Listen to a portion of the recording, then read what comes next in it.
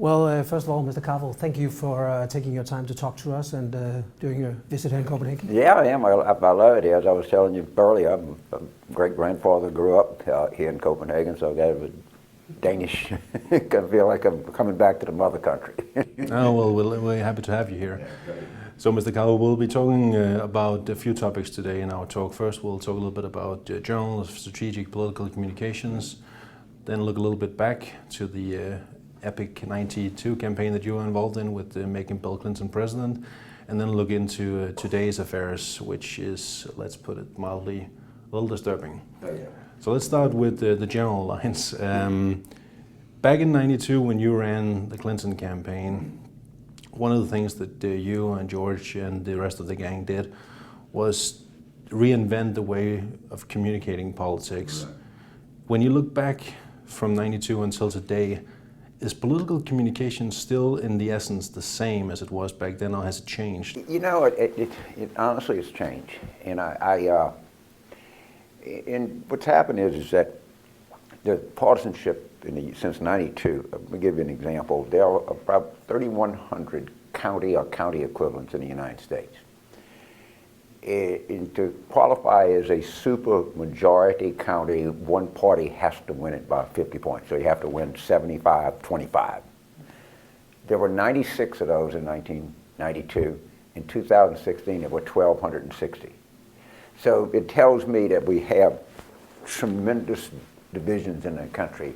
They typically used to, you know, sometimes there were racial divisions or whatever. We have geographic divisions like you wouldn't believe. The Democrats basically live in the cities, and the Republicans, and increasingly the Democrats in the suburbs, and the Republicans kind of everywhere else.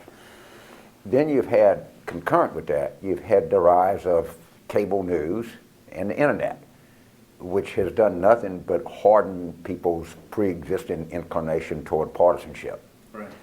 So, you know, it was in 92, if you want a story, you would pick between the New York Times or the Washington Post or NBC News or ABC. You had about 5 choices.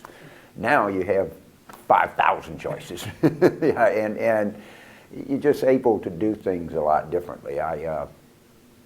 So I think that at least how we communicate and who we're communicating to has changed a lot in American U.S. politics.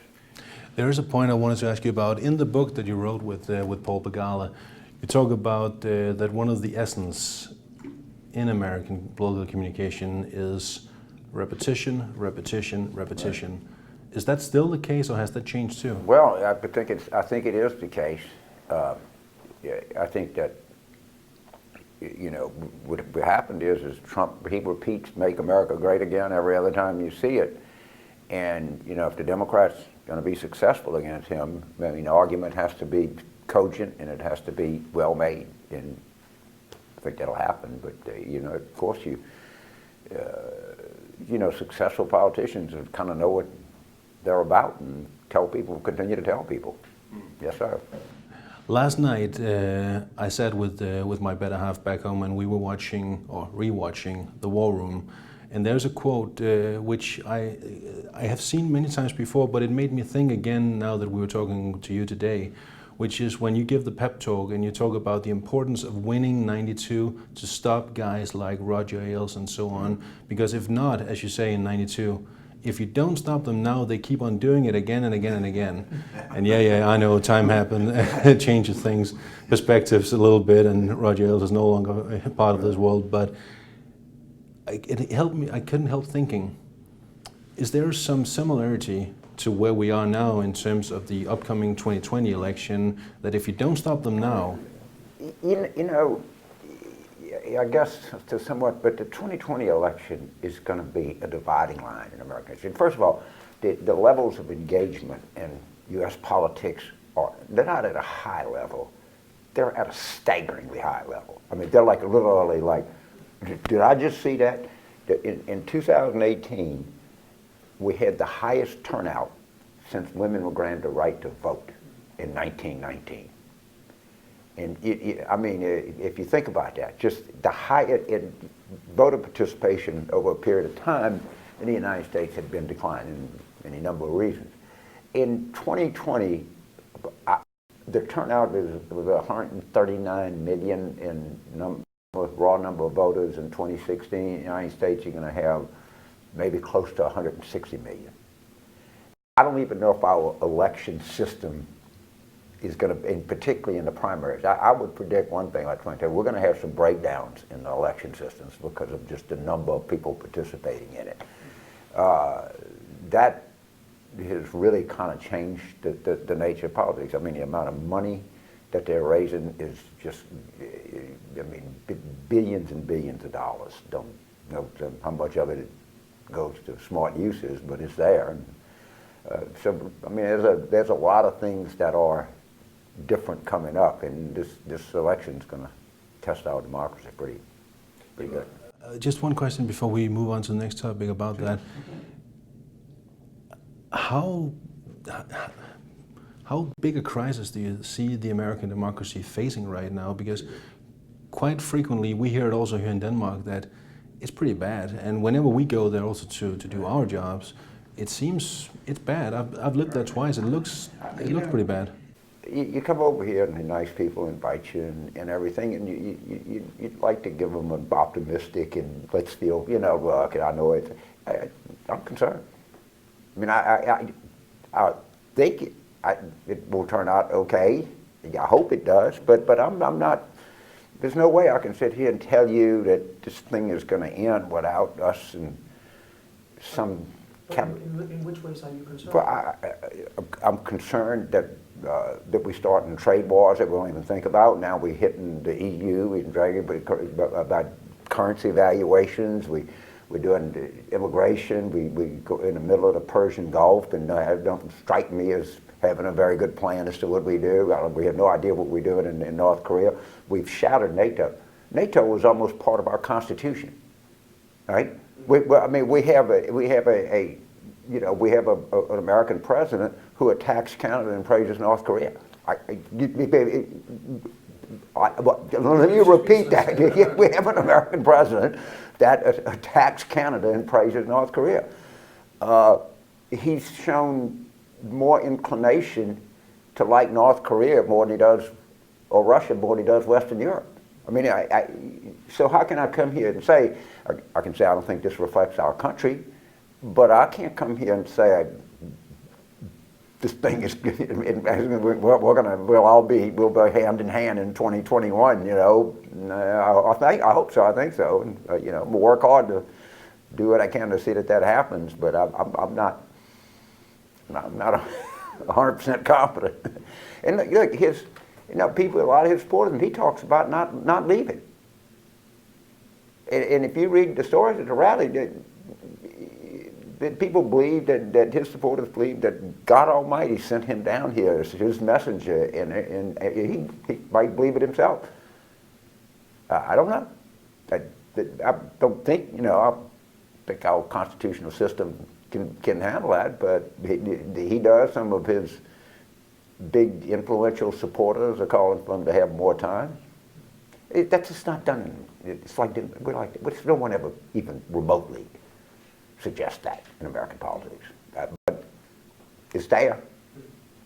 Mr. Carville, if we look back at 2016 and take some lessons from that campaign for the Democratic point of view, what is the major point of lessons you can take from that failed campaign to the next level? I think a problem that we have, and I'm going to just collectively refer to Western world, is urban people feel like we're ascendant, and to some extent the urban areas are. And in the United States, you know, we're more diverse, we're more educated, we're less religious, and somebody thought we could win on that. And what happened was all of the other people heard that and they said, well, you think you're too cool for me. And you're seeing this happen in a lot of different places, and you can call it urban arrogance or metropolitan triumphalism, but I don't even know anything about Danish politics, but I bet you Copenhagen and the Jutland Peninsula are a little different, but somewhat set apart. You saw it with Brexit. where you had everybody in London is figuring out what the heck is going on here. And so I think Democrats have to re-engage different parts of America, because it's not so much that what we say is, they look at that and say, I'm not part of that crowd. So all the TV shows, they used to be about rural people or people in, Mayberry and people in small towns. Now all of the shows are for, women living in an apartment in Beverly Hills and, whatever, you go New York City. And I mean, this is the entire glorification of elite, hip, young, educated culture has, I think, hurt the Democratic Party, and I think we need to re-engage. I really do. Well, for you got to look. Let me give you a basic thing about the American political system. 18% of the people in the United States elect 52 senators. Now, look, I mean, you think of yourself as a democracy. 18% elect 52 senators. Most of that 18% is by and large small states that are very rural, and that if you don't engage these people, and look, you can talk to them, they think the schools, they kind of agree with the Democrats on a lot of things. They want more money for education. They definitely want more expanded health care. And I think of course we're going to be the pro, LGBT rights. Of course we're going to be the pro-choice party, but I don't think you've got to throw that right at them, And I think you got to talk to them about their lives and how things that you want to do. And you're not going to get all of them. You're going to lose a lot of them, but we were getting beat 85-15 in those areas, and we just got to do better than that. I'm wondering, Mr. Carville, because when you look at the 2016 election, both Lars and I covered it, and for instance, one of the talks that was going on after the first debate between Hillary Clinton and Donald Trump was that she, and especially after the second debate, was should she have, hidden back harder, because he went after her and she didn't really do the same thing, at least not, she was criticized afterwards for not doing it hard enough. Do you agree with that? I think that there was if we go back, and we got to take the following of the truth, is the Russians are really involved. Okay, whether it was a criminal collusion, they were involved, and pretty effectively. The Comey thing hurt her terribly. Her campaign could have been better. I think she would say that. I know I certainly would. I know her husband would say, And Trump had freakish distribution. Understand, he got 46% of the votes, and he got the distribution just right in Pennsylvania, Michigan, and Wisconsin. He lost the popular vote a lot. All right, so he in effect, he did win. There's this kind of myth that's grown up that the polling was all wrong. Polling wasn't that wrong. Polling was only 1.2 points off in terms of the actual number. So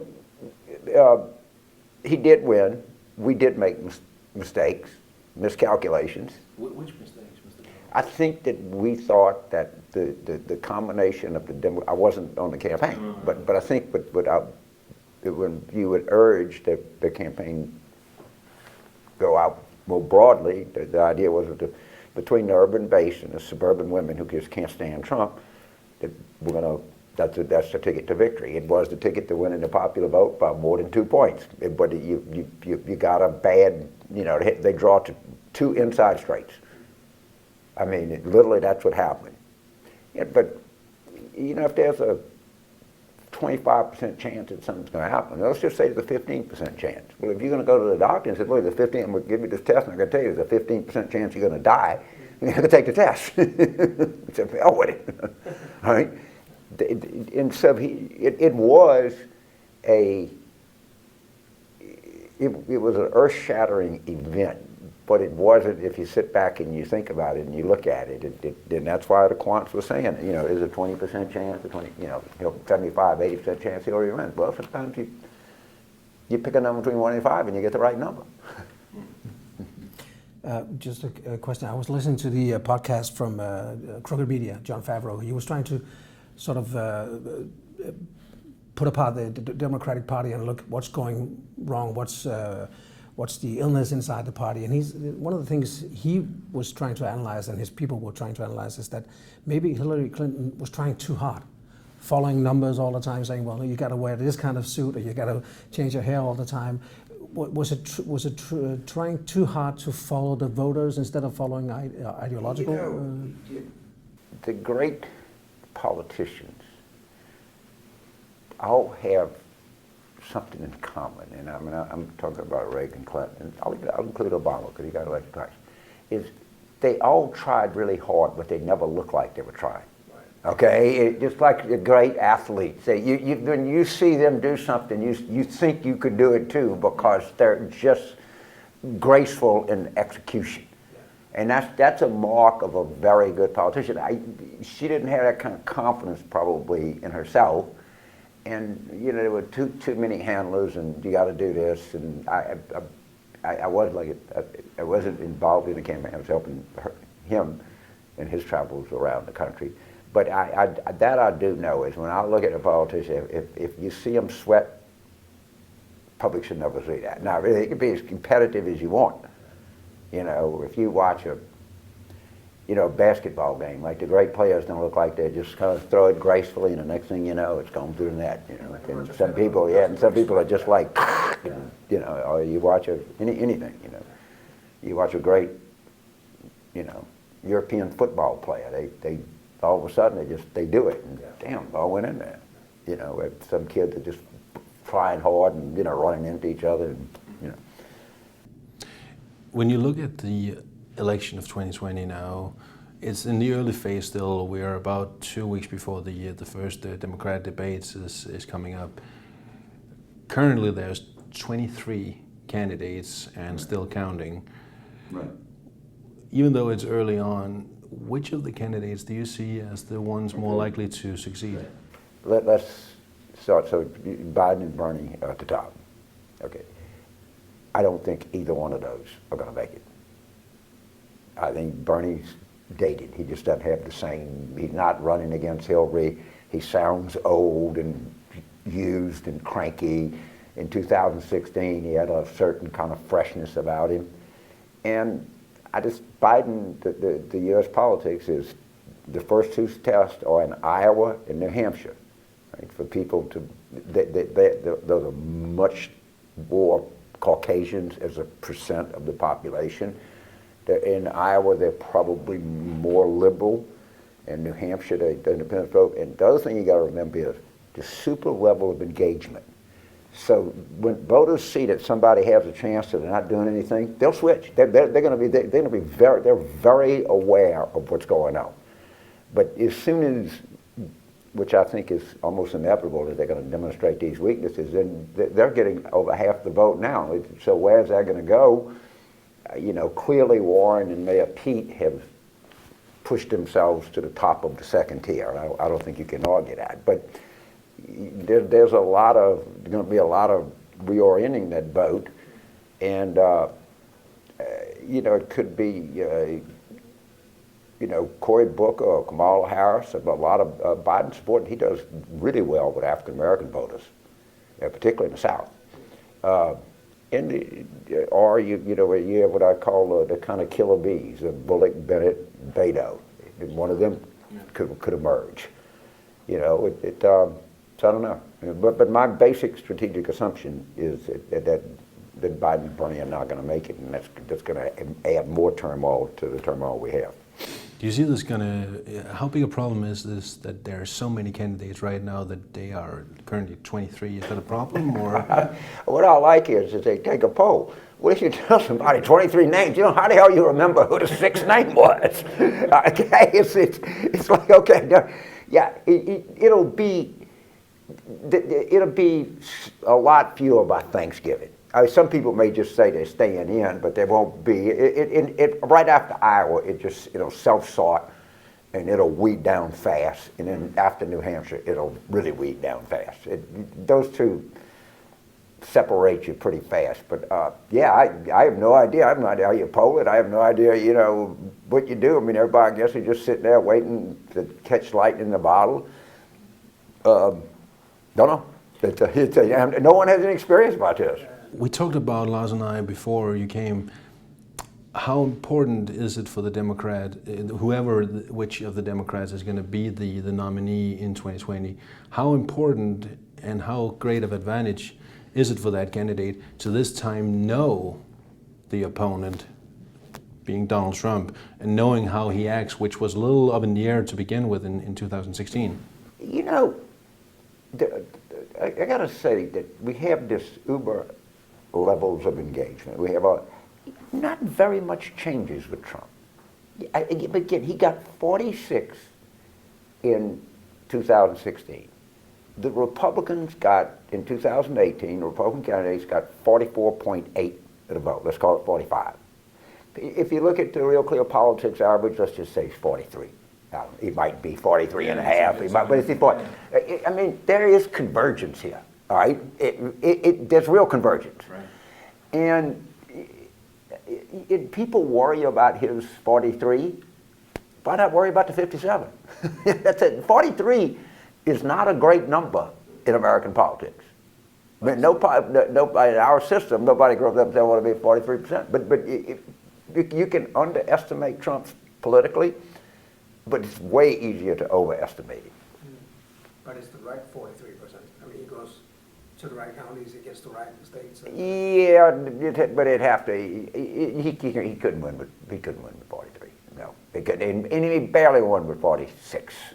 And everybody is duly. And plus, a lot of these states are.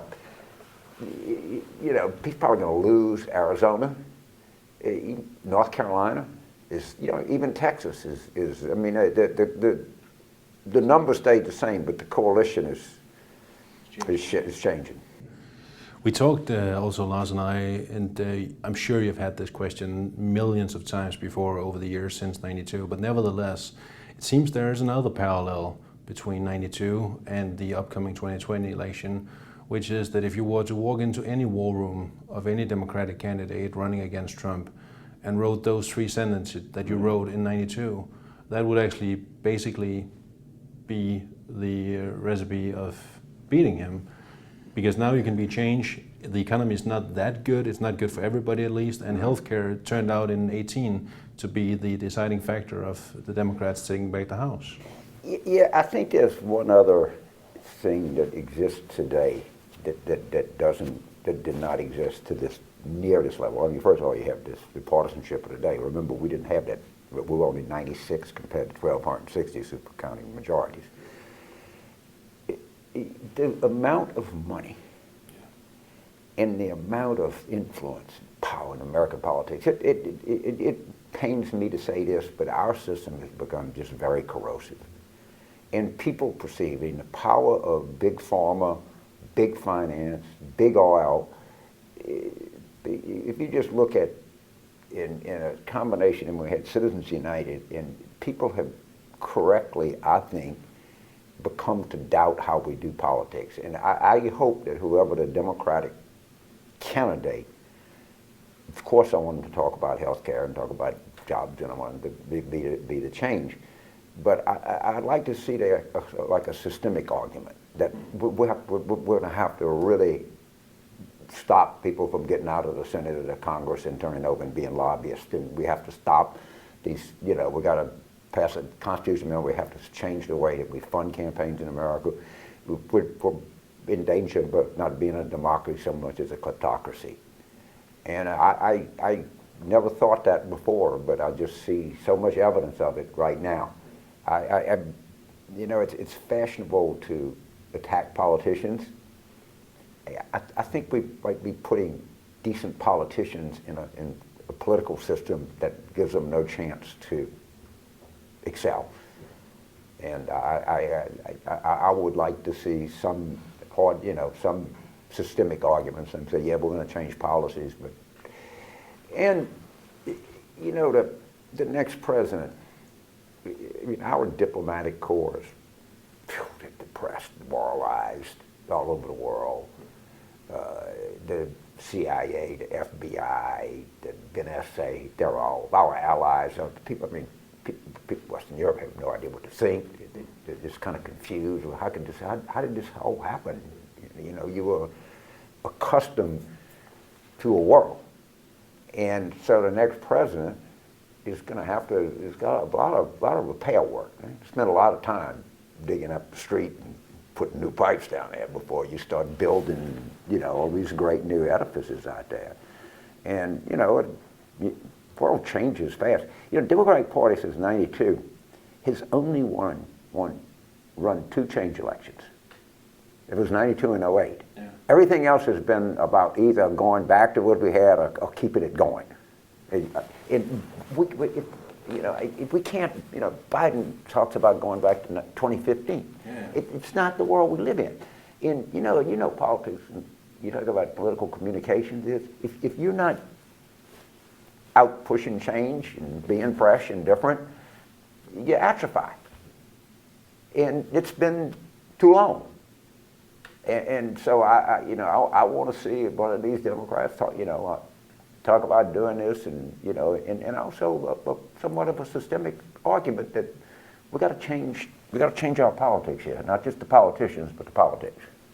Well, does it make you a little bit positive for the future that you saw this wave of like the Justice Democrats during the midterm election, some of the freshman class? Well, I've never gotten along particularly well with those people, but to be honest with you.